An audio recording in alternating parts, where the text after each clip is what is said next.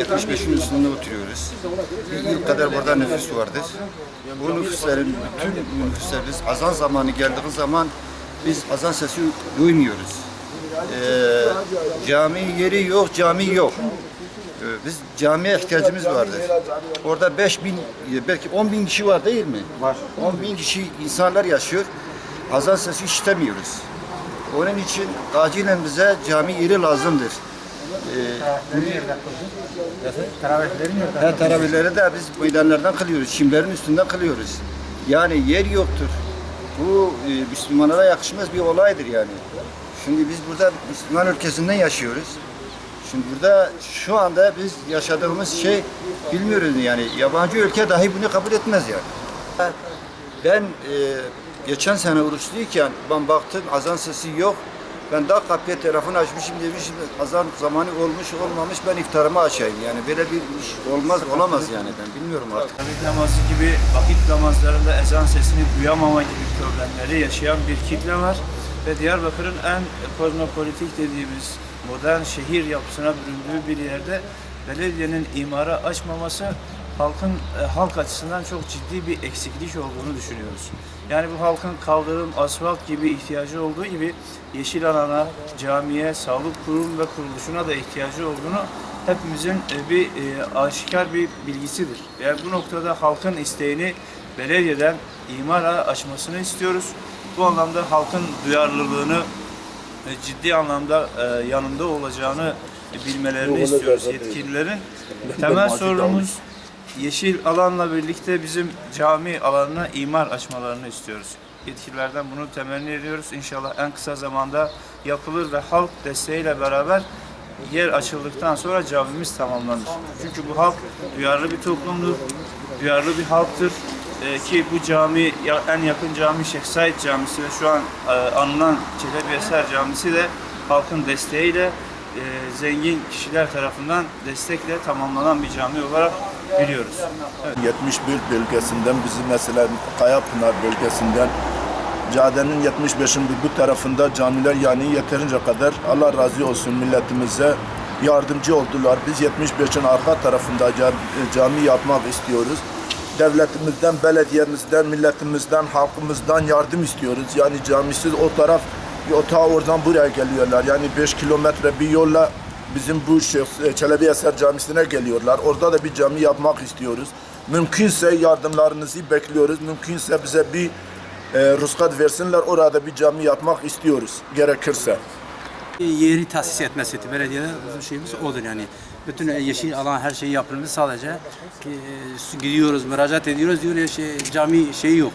Sadece bir cami yeri tesis etse zaten bizim milletimiz elhamdülillah duyarlıdır. Onlar yapması. Sadece onlardan bir yer tesis etmesidir.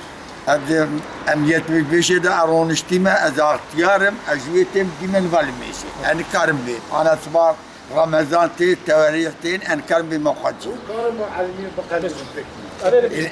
İlave azab ezviyetim gimeli bazı ihtiyarım ne karım bir melmeyse tevariha. Hadi tuvadim kelime dere cami ki çi bu asğrab çumiyet tevarihan ihtiyarım sualime yمكن belki الغديل ما بيرحم غدي معفوكا.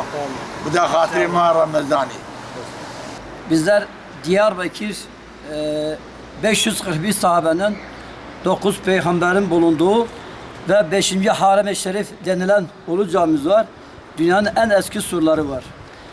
Şimdi böyle kadim bir kente yaşıyoruz. Ancak ne acıdır ki şu yeni yapılan görüyorsunuz binaları. Şu yaklaşık olarak 10.000 insanın yaşadığı bir yerde belediye imari yaparken maalesef cami yeri yapmamış. Ama ne acıdır ki trilyonlarca para kiliseye ve benzeri şeylere harcıyorlar. Ama burada 10.000 tane insanın yaşamasına rağmen defalarca 2.000 tane imza toplandı. Belediyeye iletildi. Belediye sağır kaldı. Kesinlikle yer talebini istiyoruz.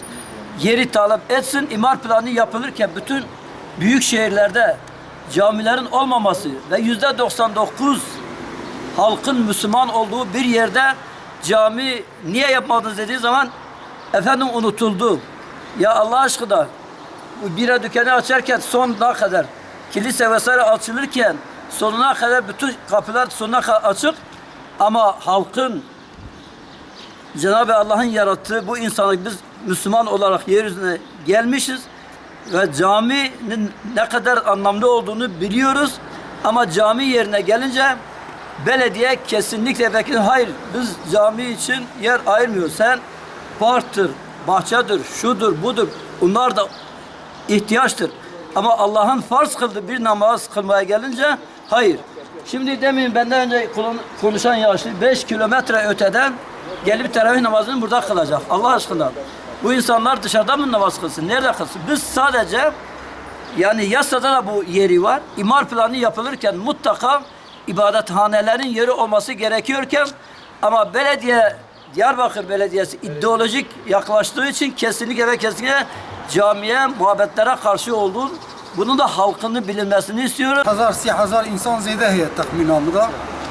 Bu büyük çevrede yani şart ki İslami olarak cami hakkı yani maneviyet olarak hem tevzi mağdur mali metevaclü edereye hem tuhazın tişki ava ve komşka teravih ekval mecli komşka ibadet khana olarak hem tuhazık ve yani hakkı olarak gere cami ki usa vara çekene deja kiye kaba ko karşı ya besekene yaz yardım ne ke mahkakluku evvel cem khada mesul be o eko yardımcı bir ke evvel cem khada mukafata ki permazım sine o emtevj Müslüman am tavazi yardım tuhazın kudu çevrede cami ki çebe yani vekin hamgo niziki en dik 25000 insan ko mükellef elmej bir ke du çevrede heye kul mej bir ke وبنا تم عطنا منع كرنج الميجي تشتا يقوى جامي با ايور اشخال الميجا خب كان اي قرآن بخونه تشتدا بكرني ام تب يعني بيشت خازن مسلمان olarak yetki akid bebra ve زنجي مدارات تبا برا عالي كاري كي جمرا بكرم tam saat gittim hayat kentete Abraneki başka cami tane 3. sanayi hatta bir lüle parkı یک حب جامع تنینه سه حب جامع حقیر بدهیه یک حب تنی حق سه حب هیل بدهی یک حب تنی اوقا انسان اوقا مال اوقا پناه تنیه ام جوده اتن برانه که مجبورته ام باغلر این جامع بنا برانه که جامع تنیه مجبورته برانه خدای رسول خداییه اتستیق ببه صبح خدا و رسول خدا دبه و خدا تعالی ایب سبب یازی خدا تعالی مش خیره معلوم ناکه نجیب سبب خیره که نجيب خير معلومنا كيف وذكر عبابات اللي وتعال اللي وانا مجي روجي اللي شباب غزاروك اللي بخينن خذ زور زيبه من سبب خيري تبي هم خيري معلومنا خذ زور زيبه